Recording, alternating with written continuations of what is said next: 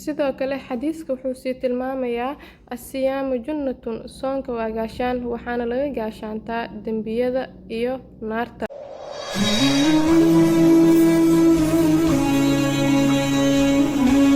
السلام عليكم ورحمة الله تعالى وبركاته. كسو دوادا يوتيوب شانل كيغا وانيغا ولاشين حفصالك أدنغا داوانيسان وحفصة شانل ألا برنامج كان وحايدين سوق بس إسلانيغا ولاشين حفصة سيسو دوادا ميلو باجوكتين وحايدين لا رمضان الكريم إن شاء الله ما انتو حقادن إنا حلقة دي شنات صونك يحكانتيسا بإذن الله.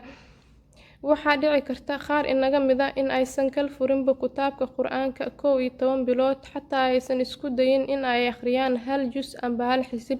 sidaa darteed ramadaan oo ah bishii quraanka waxaa qofka laga doonayaa in uu badiyo quraan akhriska amba oo kordhiyo kuna camal falo. nabiga sallallahu alayhi wasallam wuxuu habeen kasta la kulmi jiray bisha ramadaan jibriil wuxuuna ka baran jiray quraanka. asxaabtii nabiga iyo taabiciintiisa waxay kordhin jireen bisha ramadaan quraan akhriska. inaguna waxayna laga doonayaa bisha ramadaan oo ah bishii quraanka soo degtay inaan kordhino amba badino quraan akhriska.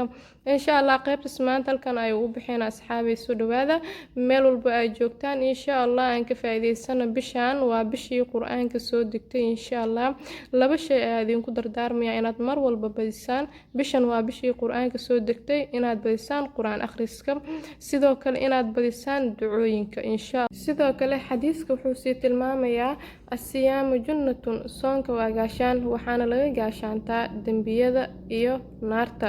sidoo kale asxaabay waxaa idin sheegaa bishaan ramadaan inaad ka faa'iideysataan quraanka kariimka insha Allah. waad u jeedaan xadiiskan qudsiga nabiga hadii niigu celiyo mar labaad nabiga sallallahu alayhi wasallam wuxuu dhahay waa xadiisul qudsi xadiiskan insha Allah inuu dhahay soonka heer aadam oo dhan camal walba ay shaqeystaan waa ayaga way leeyihiin abaalmarintiisa ila siyaami soonka maahine fa innahu li soonka aniga leh waana ajsi anigan ka abaalmarinaya. sidoo kale waxaa ku xusan xadiiska asiyaamu junnatun soonka waa gaashaan waxaana laga gaashaantaa dembiyada iyo naarta. insha Allah soo dhawaada meel walba aad joogtiin fadlan haddaad ku cusub tahay channelka subscribe saar like ta iloobin la wadaag asxaabtaada. nabiga sallallahu alayhi wasallam wuxuu dhahay waxaad naftaada la jeceshahay la jeclaa walaalkaada. insha Allah commentiska hoos nooga reeb mowduucaad u baahan tahay inaan kasoo doodo. soo dhawaada meel walba aad joogtiin. wassalaamu calaykum waraxmatullaahi tacaala wabarakaatuh.